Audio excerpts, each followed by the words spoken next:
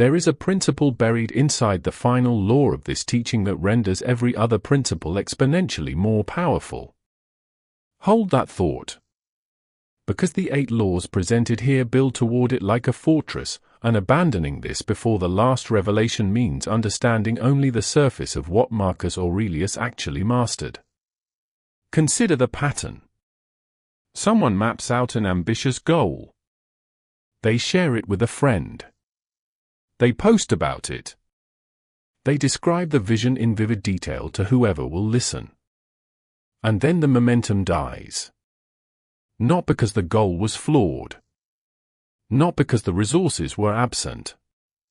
But because speaking the intention discharged the psychological energy required to pursue it. The declaration became the destination. The announcement became the achievement. That is where most human potential quietly suffocates, not in failure, but in premature celebration of effort never yet made. Marcus Aurelius left behind a line that cuts through every era it enters. Stop debating what a worthy person looks like. Become one. In the architecture of modern distraction, that instruction translates with brutal precision. Cease performing. Begin constructing. Observe the daily rhythm of how most people spend their cognitive resources. Arguments in comment sections to establish dominance over strangers who have already committed to misunderstanding. Lengthy justifications offered to critics who have never built a single thing worth defending. Explanations delivered to those whose approval was never essential and whose comprehension was never guaranteed. And while this theater of noise consumes hours and attention, somewhere else, something extraordinary is happening in complete silence. Someone is studying.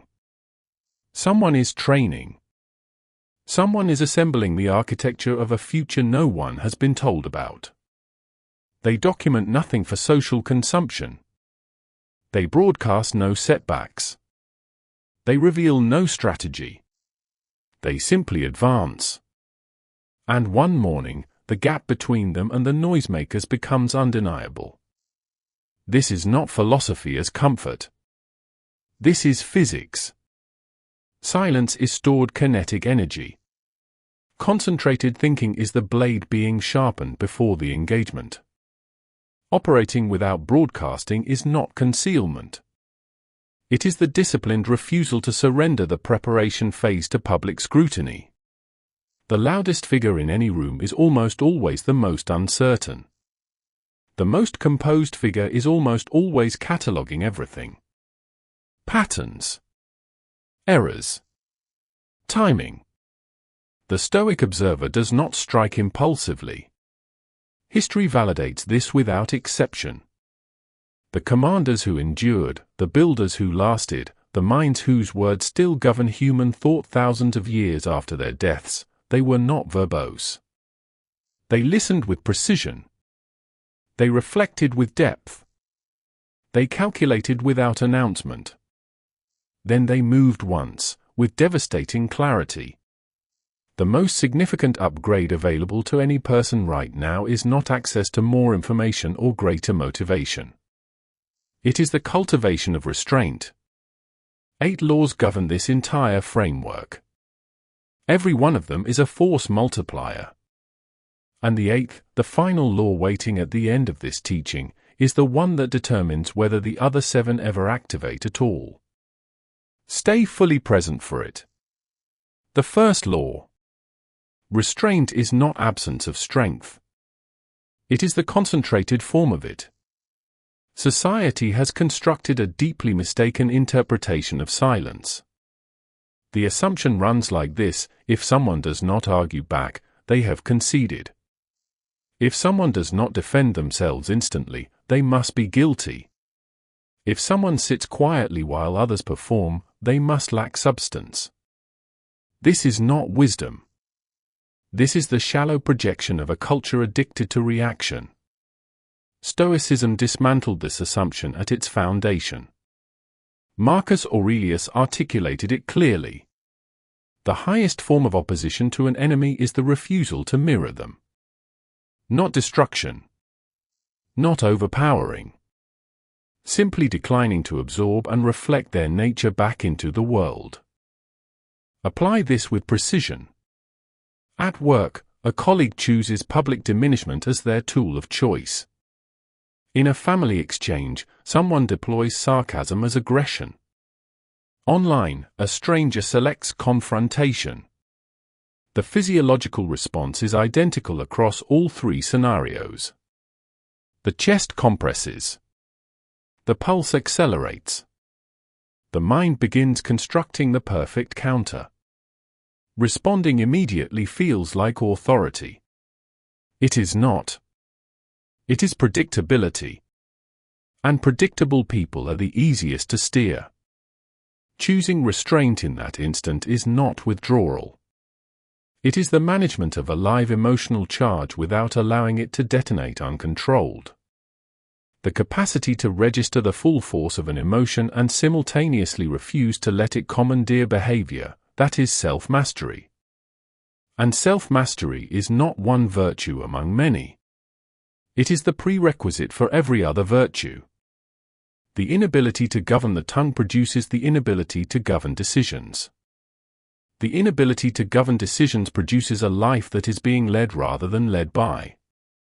Every provocation accepted becomes a leash handed voluntarily to whoever issued it. Here is what most people fail to observe.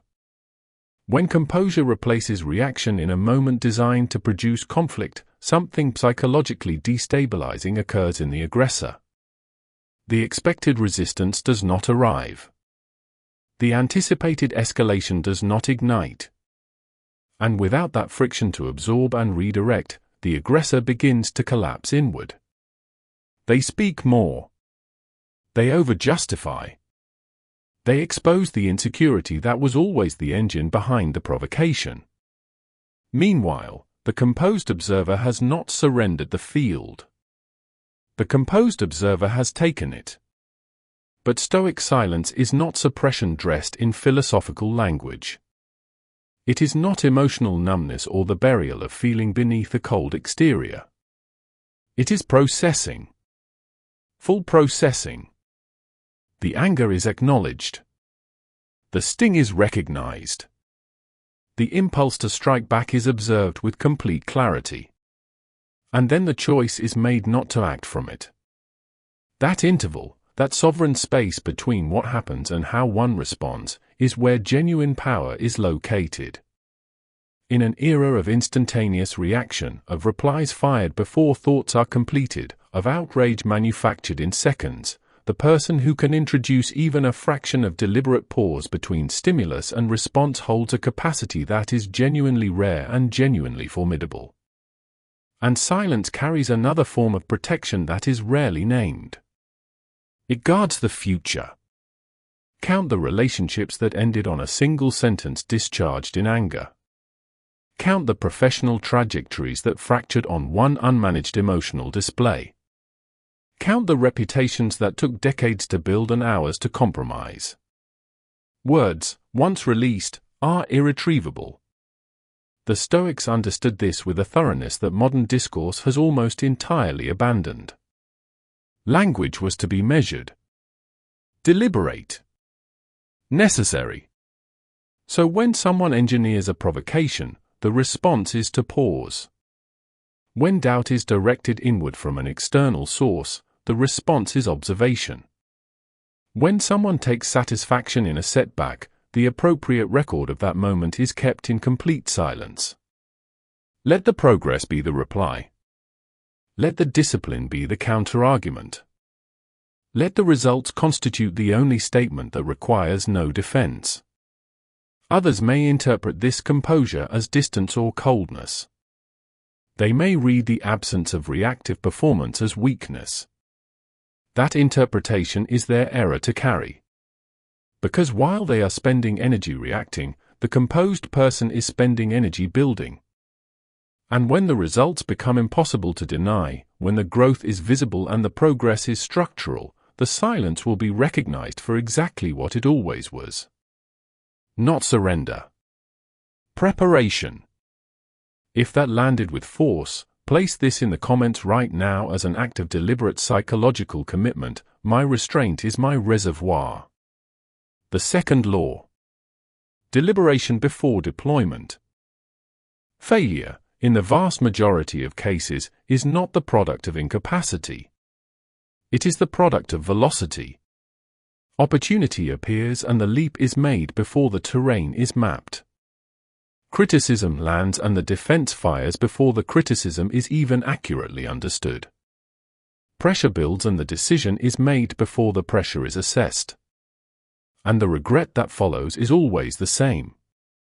It arrives after the action, dressed in the recognition that a pause of even minimal length would have produced a completely different outcome. Marcus Aurelius stated it directly. Authority over the mind, not over external events. Recognize this and the strength becomes accessible. Authority over the mind means authority over the impulse. An impulse carries an enormous cost. How many immediate agreements, entered with enthusiasm, turned out to be traps only visible in hindsight? How many situations embraced for their excitement concealed warnings that were always there for anyone patient enough to observe them? How many arguments produced a single sentence that altered a relationship permanently because action preceded thought? Silence generates space. And space is where strategy is born. When the decision is made to pause rather than perform, what actually happens is data collection. Posture is read. Tone is analyzed. Inconsistencies surface. The things people reveal when they believe the other party is simply listening rather than processing are extraordinary in their strategic value. While the impulsive person is already deep into their response, the deliberate person is still mapping the terrain. The chess master provides the clearest model. Before any piece moves, there is silence. Not confusion. Calculation. The question is never simply what should happen next. The question is what will happen after the next move, and after that, and after that. 3 layers deep. 5 layers deep. 10 layers deep. That silence, between perceiving the board and committing to a position, is the entire difference between mastery and amateurism. Apply this architecture to any domain. Someone attacks publicly. Instinct demands defense. But deliberate silence asks a different set of questions. Does this deserve cognitive expenditure? Is this person pursuing truth or pursuing the sensation of conflict? What actually happens if composure is maintained? The frequent answer to that last question is that the aggressor dismantles themselves. Without resistance to redirect their energy, they collapse under the weight of their own aggression. And information gathered during that collapse is power of a very specific kind. The emperor who governed Rome during war, betrayal, famine, and political decomposition could not afford a single impulsive decision. Each choice cascaded through thousands of lives. So he reflected. He wrote. He allowed the weight of decisions to sit before acting on them. His deliberation was not hesitation. It was the recognition that the quality of every action depends entirely on the quality of the thinking that precedes it. Modern conditions work against this. Every platform, every notification, every social architecture rewards the fastest response, the hottest take, the most immediate outrage. The algorithm has been engineered to treat speed as quality. But mastery has never operated on that logic. Mastery rewards patience. Overcommunication leaks intelligence. It reveals intentions to those who should not have them. It exposes emotional thresholds to those who will exploit them. It displays the interior landscape to those who will use it as a map. But deliberate silence makes a person unreadable. And the unreadable person is the most difficult to counter. A practical instrument. Before any consequential decision, give it 24 hours of complete internal processing. No external consultation sought prematurely. No validation pursued. No emotional discussion initiated before the thinking is complete. Write out the worst-case consequence, the best-case outcome, and the compounding effects across time. The urgency that felt absolute will, in most cases, either dissolve entirely or clarify into genuine necessity. Equally critical is the recognition of which engagements deserve no response at all. Not every argument has earned participation. Not every insult requires a defense. Not every invitation deserves acceptance. Sometimes the most commanding choice is complete non-movement. Because movement without clarity is entropy. But movement that emerges from silence, that is precision. Plan in absolute quietude. Then execute with a decisiveness so clean and so complete that the outcome speaks before anyone thought to prepare for it. The third law. The inward examination is the most demanding territory. The most widespread form of self-protection is not armor. It is the refusal to look honestly inward. The blame for any given failure can always be redistributed. The employer, the partner, the circumstances of early life, the structural conditions of the era. Any destination suffices as long as the interrogation never arrives at the one location where genuine change could begin. Marcus Aurelius wrote a morning instruction to himself. Wake up and tell yourself plainly that the people encountered today will be obstructive, ungrateful, arrogant, dishonest, envious, and hostile. But then he wrote the line that transforms the entire passage. The wrongdoer shares a nature with my own. That is the weight-bearing truth. The faults recognized and resented in others are the same faults that live within. This is not self-flagellation. This is the beginning of genuine sight. Deep thinking is not the analysis of what the world is doing wrong. It is the analysis of how the thinker is positioned within it. Recall the last serious conflict. The mind replays their words, their conduct, their failure to recognize or respect. But what about the alternative questions? Did escalation arrive from within? Did the ego require victory more than resolution? Was listening actually happening, or was the mind simply waiting for an opening? Was truth being pursued, or was validation the actual goal? These questions cause discomfort. That discomfort is precisely why they are rarely asked. The Stoics prescribed nightly self-examination as a non-negotiable discipline. Not the comfortable variety of reflective journaling. The brutal kind. Where in the day did control collapse? When did emotion override reason? Where did pride extract a cost from growth? This practice was not rooted in self-contempt. It was rooted in self-mastery. Because the examination of behavior with genuine honesty is the only mechanism through which deliberate improvement becomes possible. The majority of people do the opposite. They rationalize. They construct narratives in which they are always the protagonist who was wronged.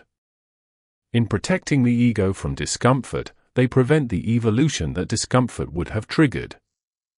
And then the same failures recur. Different positions, different relationships, different cities, the same patterns. At some point the question becomes unavoidable. If every new environment produces the same frictions, the common element in every scenario is the person doing the experiencing. Deep thinking demands the identification of blind spots. Everyone carries perceptual filters assembled from prior pain, prior rejection, prior humiliation. These filters distort the reading of present reality. The superior at work who seemed dismissive might have triggered a sensitivity rooted in experiences of authority from years ago. The partner whose feedback felt like an assault might have simply been offering the kind of honest observation that wounded pride cannot comfortably receive. The question is always the same. Is this reality being seen clearly, or is it being interpreted through the lens of an unresolved wound? This level of interrogation is uncomfortable because it dissolves the protective function of excuses. And excuses are genuinely comforting. But the shift they prevent is monumental. When the world receives the blame, agency disappears. When the self receives the honest examination, agency returns. Because the one thing that cannot be controlled is other people. But the habits, the standards, the reactions, the level of effort directed toward any endeavor, those are entirely within jurisdiction. Deep thinking also requires the examination of motivation. Why is this particular goal being pursued? Does it align with actual values, or is it the pursuit of external affirmation dressed in the language of ambition? Is a situation being maintained because it is genuinely right or because the fear of change is stronger than the discomfort of staying? When the excavation goes deep enough, the discovery is sometimes devastating. The life being lived is organized around someone else's expectations, not one's own values. That recognition feels destabilizing. It is also freeing in a way that no other realization can match. 3 questions, posed each night with honesty and recorded without judgment. Where did strength govern behavior today? Where did ego govern instead? What demands correction tomorrow? Over time, patterns become visible. The same triggers. The same thresholds. The same recurring weakness. Once seen with clarity, they can be systematically dismantled. Most people live on an inherited script, never questioning who wrote it. The person who interrogates themselves first, and sustains that interrogation without flinching, becomes something genuinely formidable. The 4th law. The present decision is laying the foundation of a future no one can see yet. The most common form of cognitive imprisonment is confinement to the next few minutes of experience. Whatever tastes good now gets chosen. Whatever demands discomfort now gets abandoned. Whatever feels powerful in this moment gets said. And then years later, the accumulated weight of those short-horizon decisions becomes the life that was built, and the bewilderment at why that life lacks strength is genuine, because the connection between small present choices and large future outcomes was never made visible. This is not a deficit of intelligence. It is a deficit of perspective. Marcus Aurelius wrote to confine oneself to the present. That instruction sounds counterintuitive when the subject is long-horizon thinking. But the teaching is precise. Do not be paralyzed by what cannot be controlled. Do not be haunted by what is already finished. But govern the decision being made right now with complete attention and complete intention, because that single decision is adding one layer to a structure that will either stand or collapse later. Most people perceive only the immediate consequence of any choice. The food that tastes good right now. The session that gets skipped because rest feels earned. The sharp reply that delivers a momentary sense of dominance. That is the first ripple. They never see the second. They never see the third. The pleasurable food becomes a physiological pattern. The skipped sessions become the baseline. The sharp reply becomes the reputation. Deep thinkers do not ask how this feels. They ask where this leads. And that single substitution of question transforms the entire decision architecture. Project forward 1 year. If today's choices are exactly replicated across 365 consecutive days, what version of a person emerges? Is that person more capable, more composed, more developed in their discipline? Or simply more comfortable? Thinking across time means removing oneself from the immediate emotional position and adopting the perspective of a strategist observing the game. The question shifts from what should happen now to what pattern am I reinforcing through this choice? Identity is not formed in climactic moments. It is formed in the repetition of ordinary ones. One isolated act of avoidance does not determine character. But avoidance practiced daily, across months and years, becomes the character. One episode of emotional instability does not establish a reputation. But instability as a consistent pattern absolutely does. One compromise of honesty does not collapse trust. But the pattern of compromise compiles silently until the architecture fails. Everything compounds. The Stoics understood this at a depth that the modern age has nearly forgotten. Small disciplined choices accumulate into unshakable character.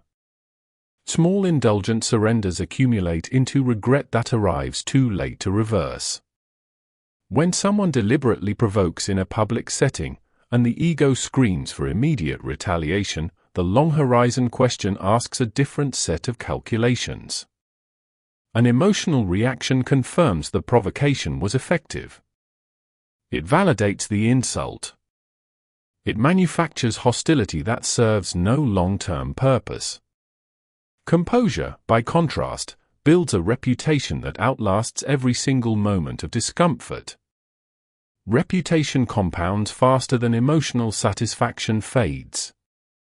This principle also functions as a defense mechanism against manipulation. Every manipulator operates exclusively in present-tense urgency. They trigger anger because anger bypasses analysis. They activate pride because pride makes a person pliable. They engineer artificial urgency because urgency destroys clarity. But the moment the question becomes what happens after this, the entire spell breaks. The structure of the manipulation becomes visible. The person who benefits from the reaction becomes identifiable. And the reactive power they were attempting to harvest becomes inaccessible. The final instruction from this law is architectural. Real transformation does not arrive in a single dramatic moment. It is constructed one invisible decision at a time. Every single choice made is either a contribution to the future being built or a withdrawal from it. There is no neutral transaction. Control this moment with full precision, because this moment is the brick. Stop pursuing emotional victories in the short term. Begin constructing long-range dominance. The fifth law. Victories built without exhibition last longer than victories built for display. There is an almost universal human attraction to the public win. The visible achievement. The witnessed triumph. The confirmation from others that success has occurred.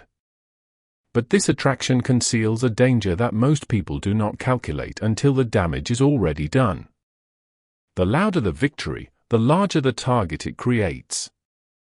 Marcus Aurelius offered a related truth. What should be feared is not death, but the life never genuinely lived.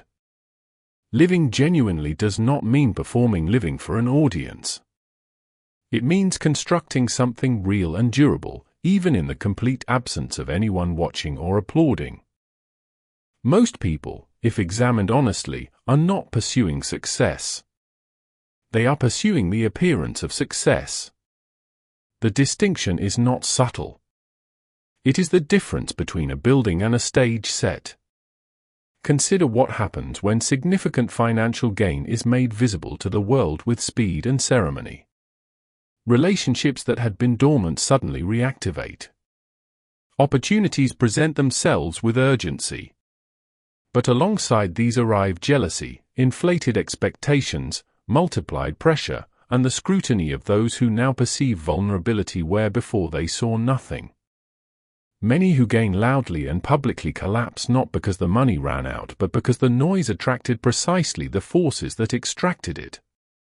Now contrast this with the person who builds across decades in consistent, undramatic, unbroadcast work.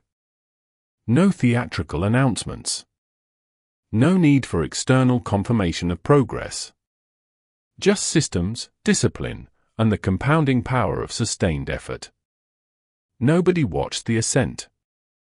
Nobody can orchestrate the descent, either. Quiet victories endure because they are anchored to substance rather than spectacle.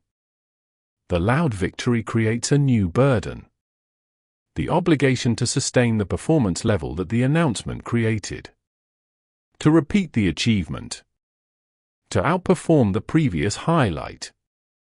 The person who wins loudly becomes a prisoner of their own peak. Every subsequent effort is compared to the one that received the most attention.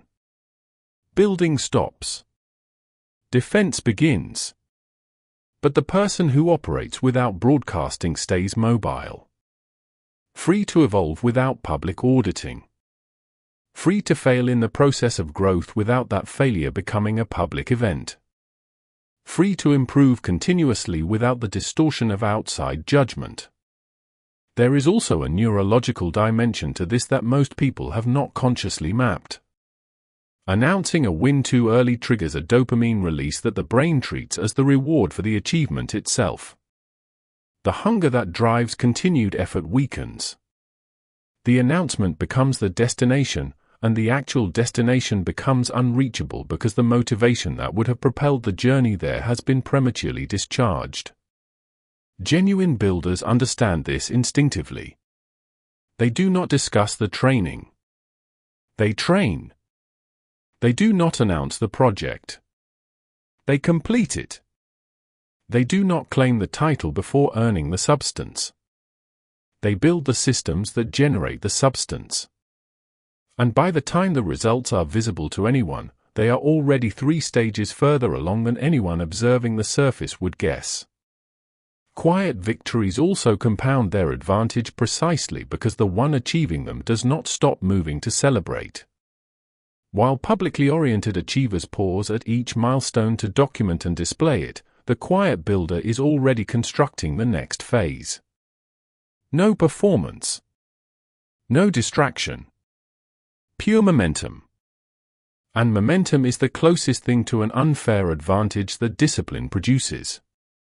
The deeper truth is this: quiet victories age better than public ones because they are not tied to moments. They are tied to systems. Character, discipline, consistent standards. These deepen over time rather than fading with it. A trophy is a captured moment. Character is a continuously compounding asset. What people genuinely remember across years is not the announcement of a single achievement. It is the sustained steadiness that produced one result after another without the noise that usually accompanies ambition. Win in the interior. Build without exhibition. Advance without declaration. Allow the progress to be encountered rather than proclaimed. Because the most formidable success is always the kind that arrives before anyone realized it was coming. The 6th law. Protecting the work means withholding it from public view until the work itself speaks. The moment a project is announced before completion, several forces are set in motion, and almost none of them benefit the builder. External opinions arrive, packaged as support but carrying the full weight of other people's limitations and fears. False accountability is installed, oriented not toward the actual vision but toward the expectations of whoever was told about it. And the neurological reward for achievement fires before any achievement exists. The declaration substitutes for the result, and the drive that would have produced the result quietly starves. The instruction from Marcus Aurelius that governs this law is the same one that governs the entire philosophical framework of this teaching. Stop debating the qualities of a worthy life. Live one. He did not recommend announcing the intention to live one. He did not suggest documenting the journey toward it. He prescribed the direct action, undiluted by performance. Here is the precise anatomy of what happens when the work is revealed too early.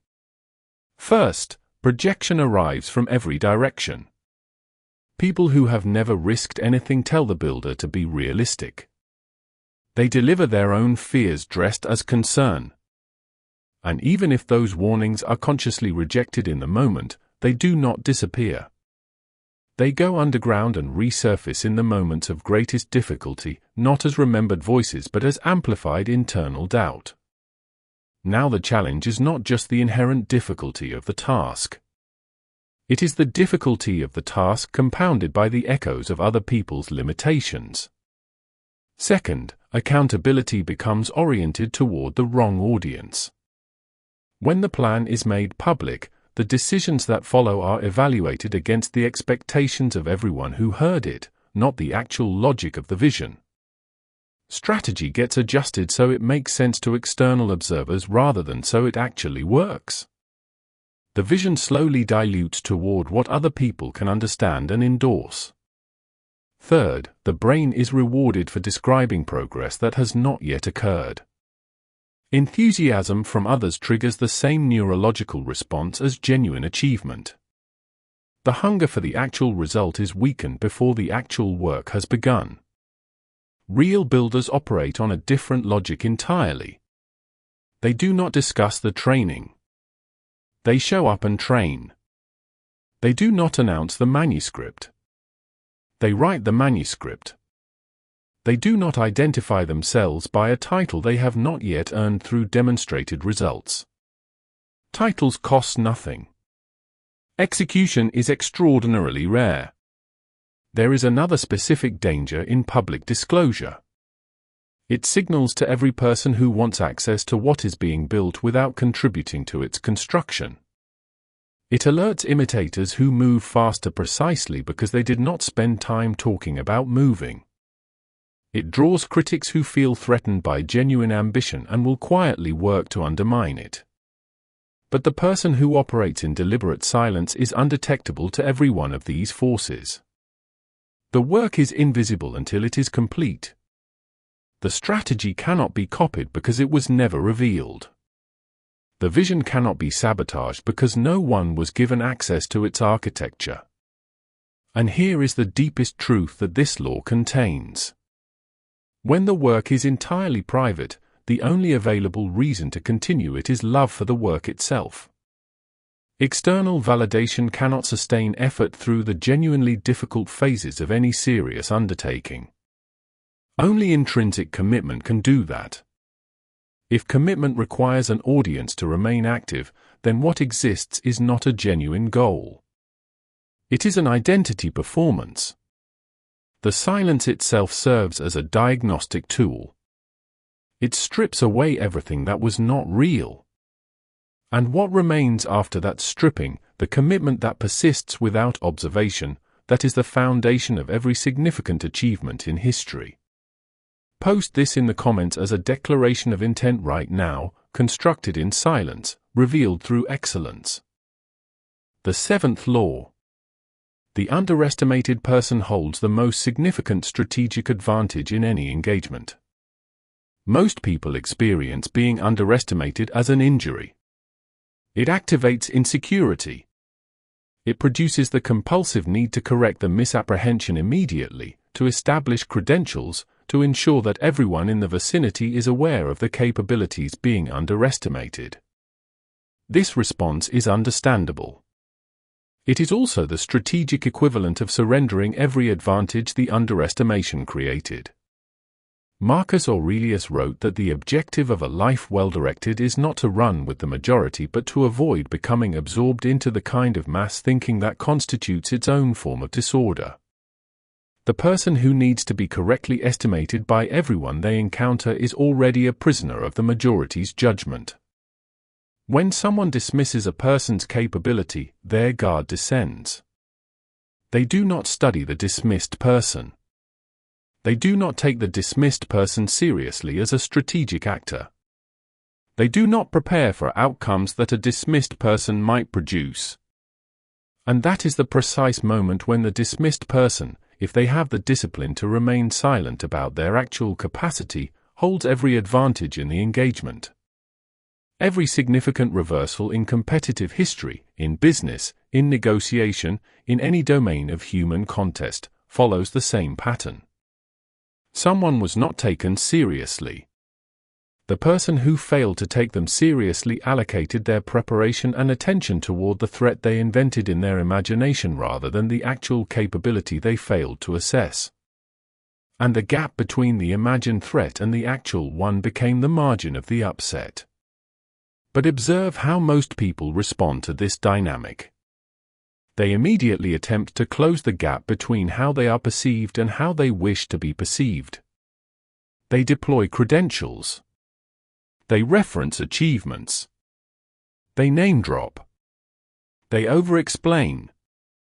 Every one of these behaviors signals the one thing they are trying to conceal: insecurity about whether the capability is real. Genuine confidence does not require the performance of confidence. It simply exists in the quality of action. The person who consciously allows the underestimation to stand without correcting it is not operating from a position of weakness. They are operating as an intelligence-gathering instrument. While they are being dismissed, they are observing. While their capabilities are being categorized as minor, they are cataloging the weaknesses of those doing the categorizing. While their ambition is being treated as negligible, they are preparing for scenarios that the other party will not anticipate because they were not considered worth anticipating against.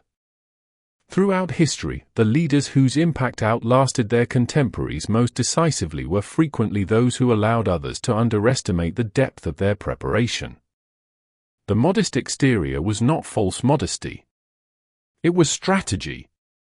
It allowed people to reveal their authentic character, their real intentions, their actual vulnerabilities, because they believed they were in the presence of someone who posed no significant challenge. Being underestimated also removes the burden of external expectation, which is an extraordinary gift. When nothing specific is anticipated, there is complete freedom to experiment, to fail without public record, to refine without being observed, to approach the work with the kind of unrestricted curiosity that produces genuine innovation. None of that freedom survives the establishment of high public expectations. The pressure to match or exceed prior performance becomes a cage that the publicly anticipated person builds themselves. Walk into any high-stakes negotiation being underestimated, and the temptation will be to immediately correct that misperception. Resist it entirely. Let the underestimation stand. Listen with a precision that the other party is not expecting. Ask questions that appear simple and collect answers that are anything but. Observe how the other party conducts themselves when they believe the leverage is entirely theirs. And then, at the moment of maximum strategic impact, demonstrate that every assumption they operated on was inaccurate. That the preparation they skipped was exactly what the situation demanded. That the capability they dismissed was precisely what determined the outcome. The psychological impact of that reversal is not just that a negotiation is won. It is that the other party's entire framework for assessing people becomes unreliable to them. They cannot trust their first reading anymore. That is a lasting advantage. Being underestimated also operates as a natural filter for the quality of relationships. Anyone who dismisses a person based on surface indicators is demonstrating their own shallowness with complete efficiency. No energy needs to be spent proving anything to them. Let the dismissal stand and move forward. The relationships worth investing in are with people who perceive value before it is performed for them. Capabilities do not diminish because someone fails to recognize them. Worth does not require external confirmation to remain intact. The paradox that most people miss entirely is this: the less the need to prove, the more is actually proven. Insecurity announces itself constantly. Genuine confidence is almost always quiet. So allow the dismissal. Allow the lowered guard. Allow the underpreparation of everyone who does not take the threat seriously. Maintain the internal standard with total commitment. And allow the results, when they arrive, to constitute the only correction that was ever actually necessary. The eighth law. This is the final one. This is the one that determines everything else. Can the work be done when no one is watching? Can the right choice be made when no recognition will follow? Can the standard be maintained when lowering it would go completely undetected? The most powerful minds in human history spent their lives answering yes to these questions without ever announcing that they were doing so. And that, precisely, is why their legacy still governs the thinking of serious people thousands of years after their deaths. Marcus Aurelius wrote a line for himself, not for posterity. A person could depart this life at any moment. Allow that to govern every decision, every word, every thought. Most people are genuinely addicted to external affirmation. They require validation. They require recognition. They require someone to observe their effort and confirm that it mattered. But the addiction to applause is not a neutral condition. It is a direct indicator that the engine of action is ego rather than purpose. And achievements powered by ego have a specific and predictable lifespan. They last exactly as long as the applause does. The moment recognition stops, the momentum stops. Strip away every form of external observation from any endeavor. Remove the possibility of social affirmation, of professional recognition, of even private acknowledgement from a single other person. Would the work still matter? Would the standard still hold? That question is not rhetorical. It is diagnostic.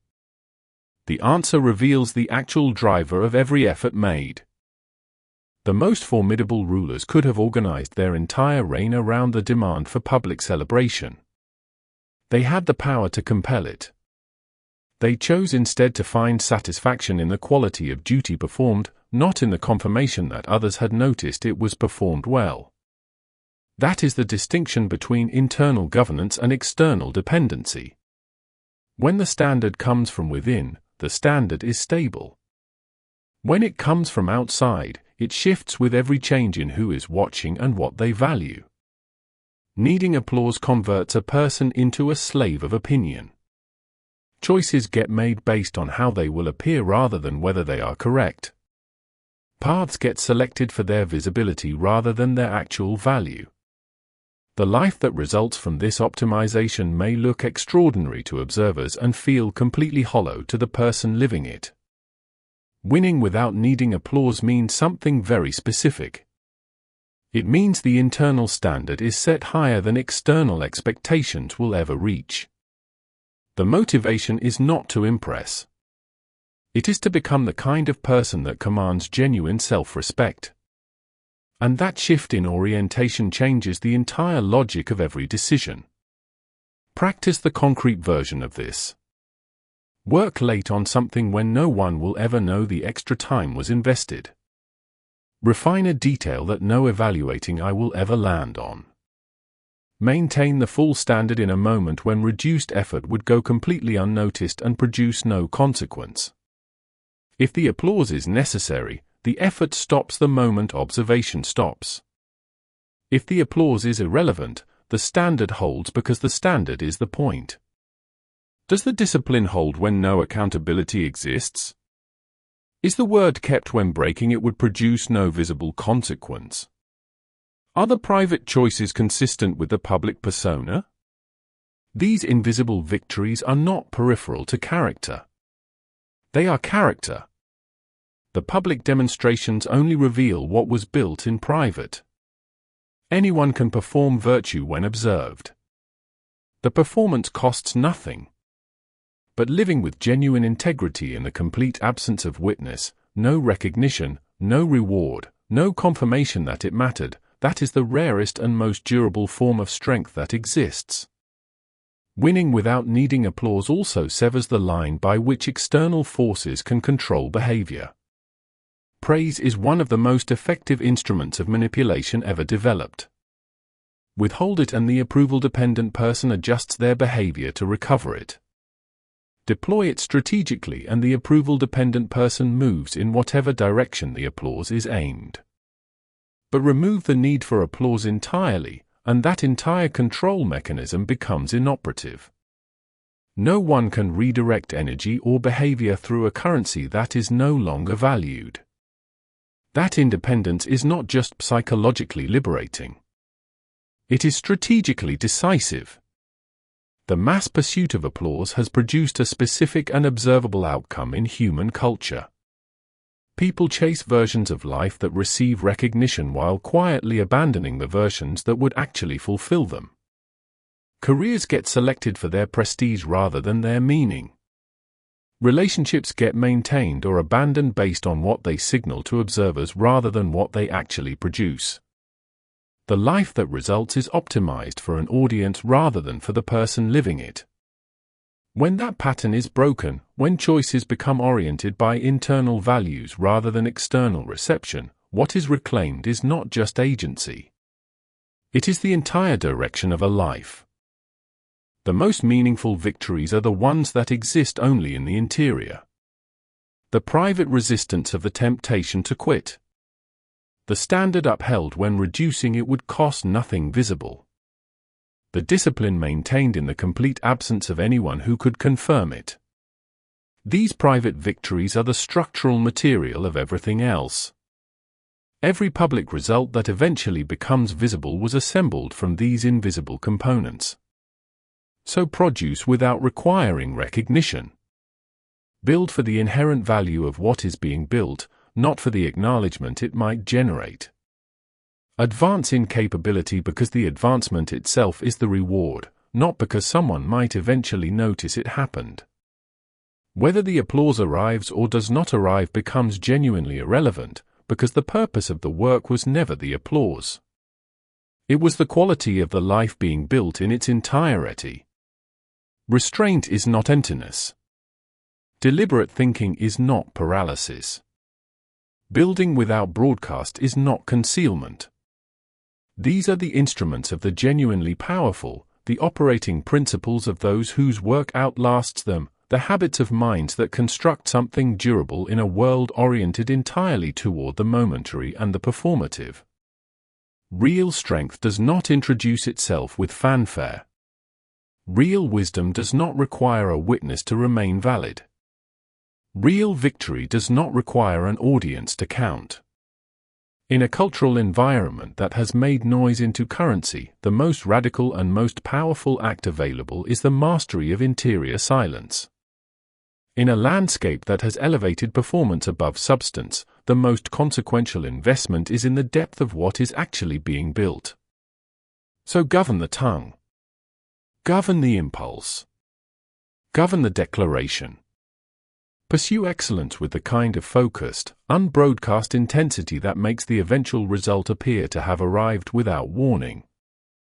Let others chase the applause. Chase the quality that makes applause irrelevant. Let others perform the journey. Build the destination. Because results require no explanation. Character requires no promotion. And the 8 laws examined here are not abstract philosophy.